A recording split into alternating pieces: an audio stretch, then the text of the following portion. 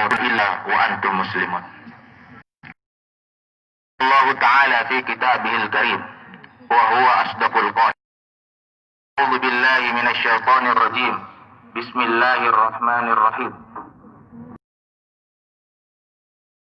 Al-Kautsar fasalli li rabbika wanhar inna syani'aka huwal abtar. Sadaqallahul azim wa sadaqa rasulun nabiyil karim wa nahnu ala dzalika syahidun alhamdulillahi rabbil alamin. Allahu akbar walillahil hamd.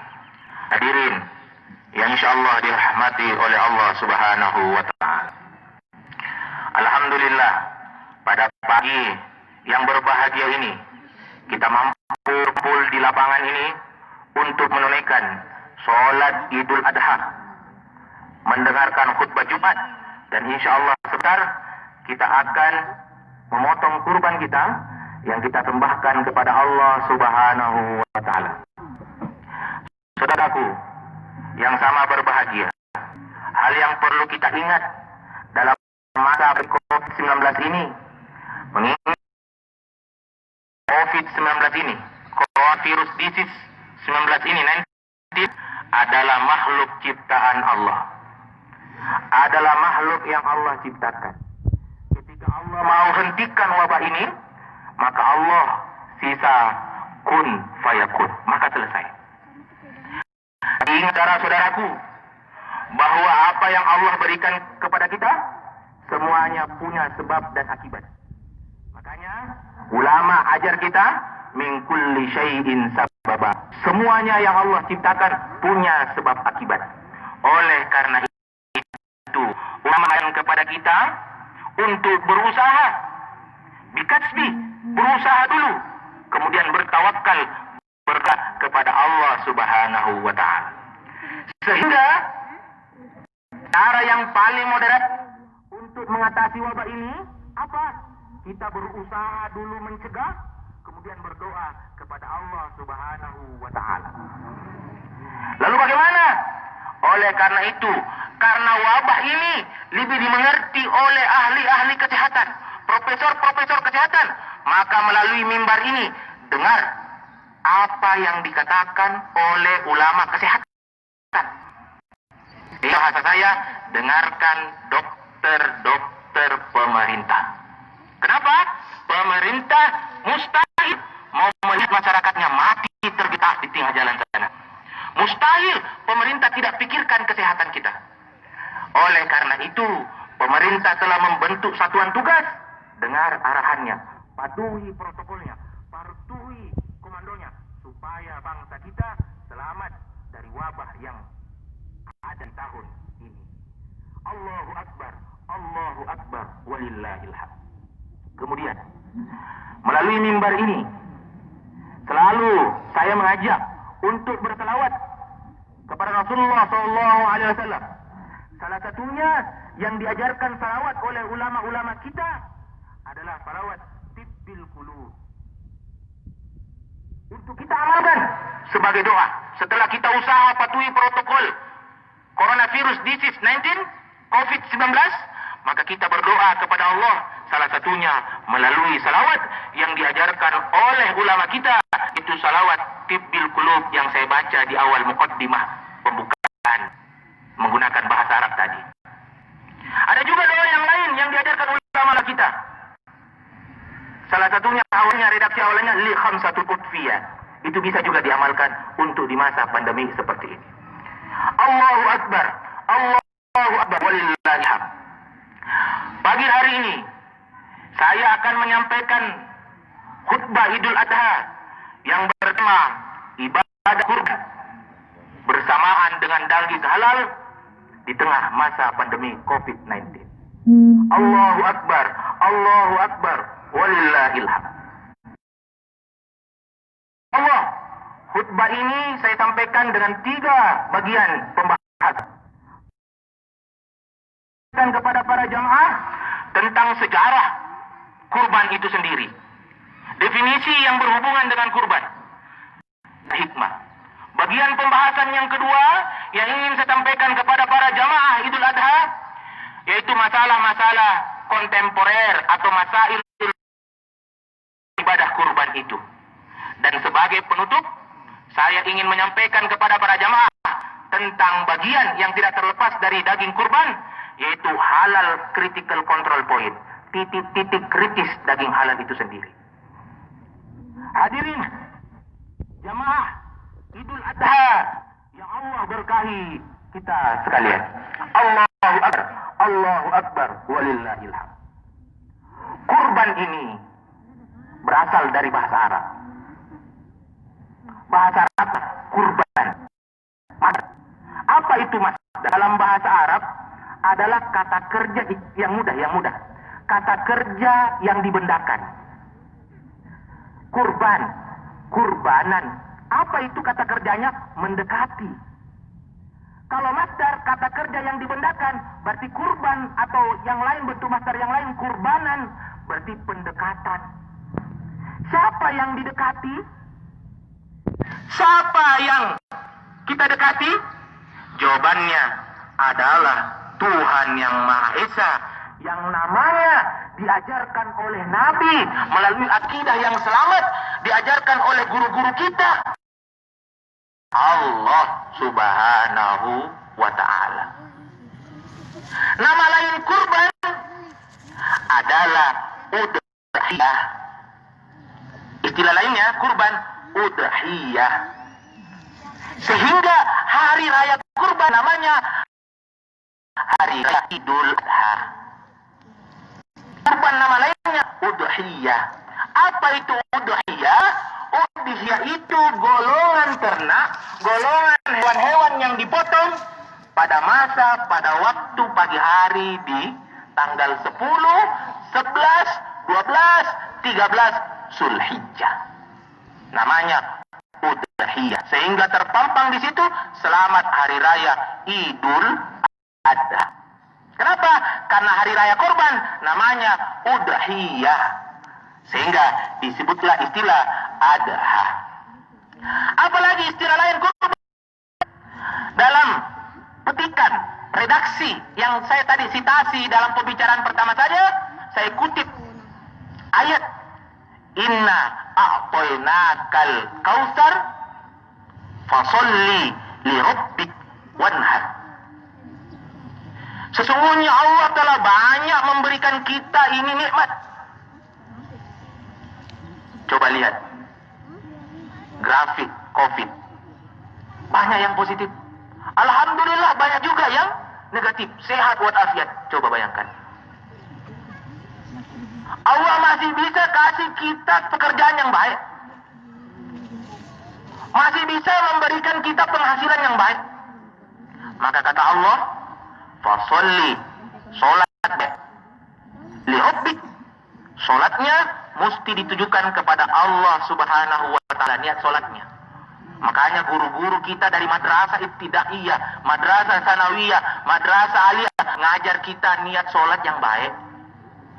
Salah satunya niat solat yang baik lillahi ta'ala, tujuannya kepada Allah Ta'ala. Apa selanjutnya? Wanhar. Apa wanhar itu? Korban. Berkorban di sini mengalirkan darah. Mengalirkan darah. Jadi kurbanan mendekatkan diri kepada Allah, udhiyah memotong hewan ternak, onta, sapi, kambing di waktu pagi hari di tanggal 10, 11, 12, 13 Hijriah. Wanhar mengalirkan darah. Jadi ada 3. Kurbanan, udhiyah, dan wanhar. Allahu Akbar, Allahu Akbar, walillahil hamd.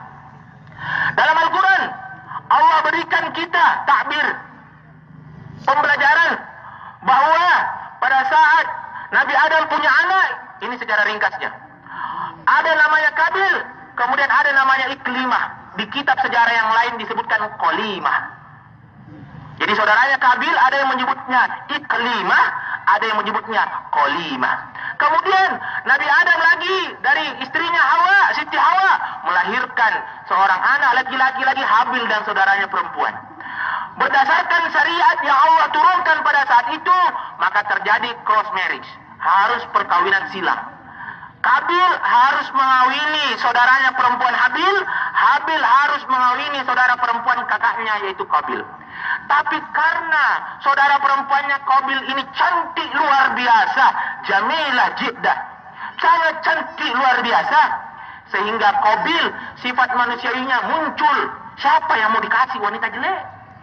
Sedangkan Rasulullah wasiatkan sama kita nikahi perempuan 4 sebabnya, salah satunya wajib melihat cantiknya. Sehingga timbul manusiawinya seorang laki-laki mau mengawini wanita cantik. Tapi dilarang oleh syariat Allah. Maka oleh Allah memberikan satu kompetisi, yang mana kompetisi itu sekarang disebut dengan kurban. Makanya kata Allah, "Idz qaraba qurbanan fatuqabbala min ahadima wa lam yutaqabbal min al-akhar." Pada saat itu Allah menerima salah satu kurban, yaitu Habil, yang mana Habil mengorbankan sapi, matanya mengkilat, tanduknya panjang, badannya bagus, rambutnya baik, rambut bulu ternaknya baik. Sedangkan Qabil tidak diterima kurbannya oleh Allah. Kenapa?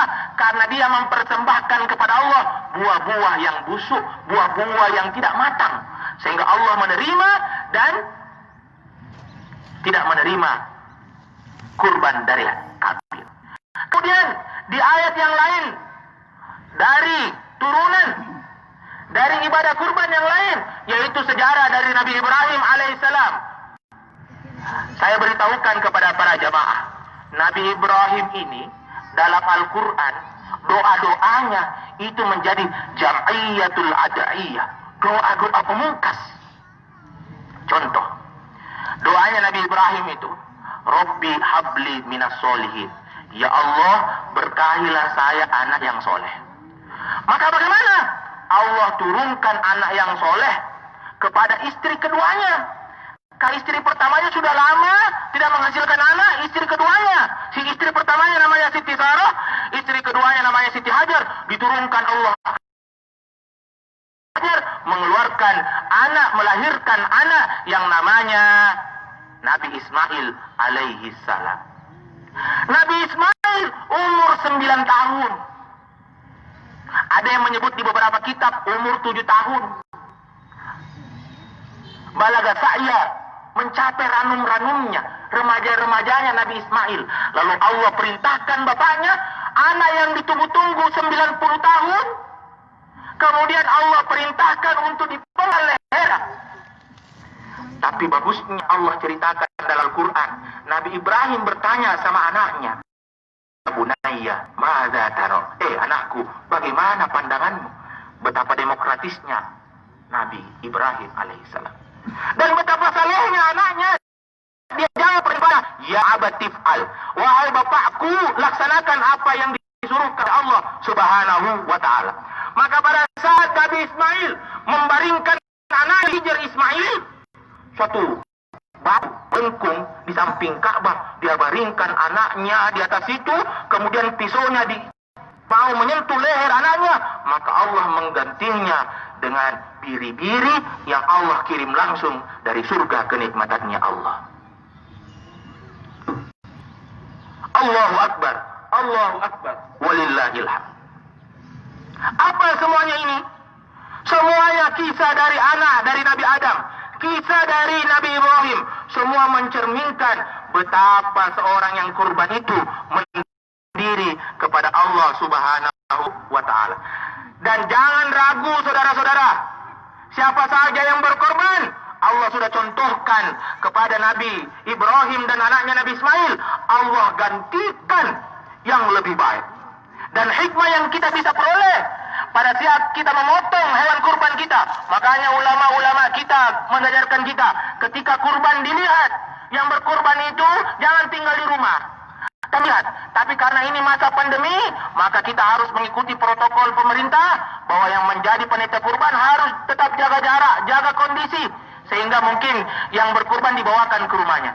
Tapi sesuai dengan anjuran umumnya, di luar masa wabah ini, maka seorang yang berkurban hendaknya lebih baik melihat hewan kurbannya dipotong, mengalir darahnya. Kenapa, saudara-saudara? Supaya kita bisa tahu bahwa salah satu hikmah kurban adalah memutus rantai peri kebidatangan yang ada di dalam diri kita. Kebohongan, kesombongan, keirian, hasud, dengki, ujub, ria dipotong, terputus dari tubuh badan kita. Allahu Akbar, Allahu Akbar, walillahil hamd. Yang kedua, beberapa masailul fiqhiyah, masalah kontemporer dalam fikih kurban. Yang pertama, banyak sekali yang bertanya, bagaimana kambing atau sapi, onta, berapa orang sohibul kurban? Maka dijelaskan oleh ulama-ulama bahwa untuk kambing 1 orang, untuk sapi maksimal 7 orang, untuk onta ada ulama yang menyatakan 7 orang, ada juga sebagian ulama yang menyatakan 10 orang. Allahu Akbar, walillahil hamd. Lalu bagaimana dengan hadis Nabi di beberapa kitab Sahih Bukhari dan Muslim? Ketika Nabi mau memotong seekor kambing, lalu Nabi berdoa, mengeraskan suaranya, "Ya Allah, terimalah kurban Muhammad, kurban keluarga Muhammad dan umat Muhammad." Maka berkatalah ulama-ulama kita bahwa ini redaksinya adalah doa, bukanlah niat untuk berkurban. Sehingga masalah yang muncul selanjutnya apa? Adalah bolehkah seorang berkorban itu dengan mencampurkan 2 niat sekaligus, berkorban sekaligus akikah? Maka berkatalah Imam An-Nawawi dan Imam Ar-Rafi dalam kitabnya, tidak boleh mencampur satu ibadah kurban dengan 2 niat, yaitu ibadah kurban sekaligus dengan akikah. Lalu pertanyaannya, yang mana lebih dahulu? Maka dijawab oleh Imam An-Nawawi, yang didahulukan adalah ibadah kurban, baru setelah itu nanti cari lagi hewan kurban yang lain, baru akikah. Allahu Akbar, walillahil hamd. Lalu pertanyaan yang masalah kontemporer selanjutnya adalah, apakah boleh seorang yang mayit, seorang yang meninggal ikut juga untuk kurban? Maka dijawab oleh Imam An-Nawawi, boleh saja orang yang sudah meninggal dimasukkan namanya ke dalam sohibul kurban. Kenapa, saudara-saudara? Karena orang yang meninggal punya anak. Dan ingatlah, saudara-saudara, anak yang ditinggalkan oleh orang tua yang sudah meninggal adalah harta peninggalan dari orang tua yang sudah meninggal. Dan harta peninggalan, sebaik-baiknya harta peninggalan orang yang sudah meninggal adalah sedekah. Sehingga anak secara logika adalah harta peninggalan orang tua yang sudah meninggal, maka sebaik-baiknya sedekah adalah sedekah yang dilakukan oleh anak untuk dihadiahkan kepada orang tuanya. Allahu Akbar, walillahil hamd. Yang terakhir, yaitu halal critical control point. Di agama Islam, kita mengenal istilah halal. Tapi apakah agama kita saja yang mengenal halal, saudara-saudara? Jawabannya tidak sama sekali. Istilah halal ini sudah digunakan oleh saudara-saudara kita yang di Nasrani, sudah digunakan oleh saudara-saudara kita yang Yahudi. Tapi istilahnya beda dan tidak sama dengan halal yang ada di agama kita. Di agama Yahudi, istilah halalnya namanya kosher. Di istilah kita namanya halal. Sehingga kalau Anda keluar negeri, ke Inggris, ke Australia, kemudian tidak ada label halal, maka cari saja label kosher, itu hampir menyerupai dengan halal. Setidaknya dibandingkan daging tanpa ada label halal dan jaminan halal. Allahu Akbar, walillahil hamd. Menurut Imam At-Tabari yang mengarang kitab tafsir At-Tabari dan Tarikh At-Tabari, dijelaskan halal itu secara kata mempunyai makna boleh. Maksudnya Anda boleh makan itu barang. Kalau makeover, alat kecantikan, berarti alat kecantikan itu bisa Anda gunakan, tidak najis di tubuh kita. Hadirin yang sama berbahagia. Oleh karena itu, saya ingin menyampaikan beberapa titik kritis selain daging kurban, yaitu daging halal, yang kita sebut bahasa Inggrisnya adalah halal critical control point. Titik-titik kritis daging halal. Yang pertama, substannya harus halal. Dagingnya harus halal, bukan hewan yang Allah haramkan. Yang kedua, penanganannya harus baik. Maka yang terjadi adalah pada saat itu kita kurban, bagaimana? Kalau mengiris pisau, jangan di dekat matanya sapi, kasih jauh-jauh sedikit. Penanganan sebelum hewan itu dipotong. kemudian dikasih turun sapi dari atau menggiring sapi dari tempat makannya ke tempat pemotongannya harus baik. Jangan karena sudah emosi lipat ekornya sampai dia harus lari, sampai harus tarik-ketarikan. Kenapa? Penanganannya harus baik. Kenapa? Karena cacat sedikit, saudara, haram Anda untuk makan. Cacat sedikit, haram Anda untuk makan. Yang ketiga, pemotongnya harus muslim. Pemotongnya harus muslim. Yang keempat, ada bacaan yang paling simpel, saudara, yang bisa saya sampaikan di media mimbar khutbah Idul Adha ini adalah bacaan Bismillah Wallahu Akbar. Paling simpel, paling sederhana. Bismillah Wallahu Akbar. Yang kelima prosesnya. Prosesnya bagaimana, saudara? Harus terpotong dua saluran. Saluran pernapasan dan saluran pencernaan. Dan ditambah dengan saluran peredaran darah, vessel blood. Saluran darah. Dan makruh hukumnya sampai terputus lehernya. Allahu Akbar, Allahu Akbar, walillahil hamd. Di beberapa negara luar Eropa, supaya dia tidak terlalu capek dan tidak ada cacat, maka dilakukanlah teknik namanya metode stunning. Ada 3 metode stunning. Jadi jangan Anda kagetan. Di luar negeri itu metode stunning, dia pakai peluru kosong, dia tembak tengah-tengah otaknya, langsung roboh sapinya. Maka dikeluarkanlah oleh pihak Jakim. Apa itu Jakim? Semacam MUI-nya Malaysia. Apa disebutkan? Kalau tembakan peluru kosongnya itu membentuk pecahan darah di otaknya, maka haram untuk dimakan. Kemudian metode stunning lainnya, metode pemingsanan lainnya adalah pakai gas. Dikasih gas langsung pingsan. Ataukah yang ketiga pakai listrik. Kalau kita di sini tarik kakinya, putar kiri kanan, baru baringkan. Kalau di luar negeri tembak sininya, tapi peluru kosong, bukan yang peluru tajam. Ataukah yang kedua pakai metode listrik, atau yang ketiga pakai metode gas. Kalau kita di sini baku tarik-tarik, sehingga kemungkinan besar ada kecacatan dalam hewan kurban kita. Tapi ini sudah masih kontroversi, namanya masailul fiqhiyah. Yang selanjutnya, yang terakhir adalah label. Ini di luar daging kurban, yaitu daging halal, label. Alhamdulillah kita di Indonesia enak sekali. Melalui MUI sudah ada label halal. Bahkan sekarang undang-undang jaminan halal sudah terbaru di bawah koordinasi Badan Jaminan Halal BPJH. Itu biar nanti Universitas Haloleo bisa membentuk LPH, Lembaga Pemeriksa Halal. Tidak usah lagi MUI. Jadi karena sudah banyak, MUI sudah bisa, yang lain-lain pemerintah juga, Pemda Kolaka juga bisa membentuk LPH, Lembaga Pemeriksa Halal. Kenapa, saudara-saudara? Saya telah melakukan penelitian bersama dengan teman-teman saya di Surabaya dan di Jogja. Banyak dari 10 penjual bakso di Surabaya, 10 penjual bakso di Jogja, kita lakukan PCR, polymerase chain reaction, untuk melihat DNA, RNA, apakah ada DNA, RNA dari babi. Ternyata dari 20 itu ada 5 penjual bakso yang campur dagingnya dengan daging babi. Saudara, Allahu Akbar, walillahil hamd. Bukan hanya itu, saudara. Sekarang sudah banyak penipuan mencampurkan daging ayam dengan daging sapi, walaupun sama-sama halal, tapi dia tulis di situ bakso sapi.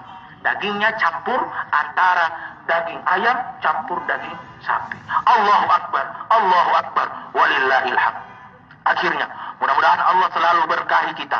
Allah terima ibadah kurban kita. Allah terima sholat Idul Adha kita. Allah terima sedekah-sedekah kita yang lakukan pada bulan Zulhijjah ini. Akhirnya, barakallahu li wa lakum fil Qur'anil azim, wa nafa'ani wa iyyakum bima fihi minal ayati wa dzikril hakim, wa taqabbalallahu minni wa minkum tilawatahu innahu huwal ghafurur rahim.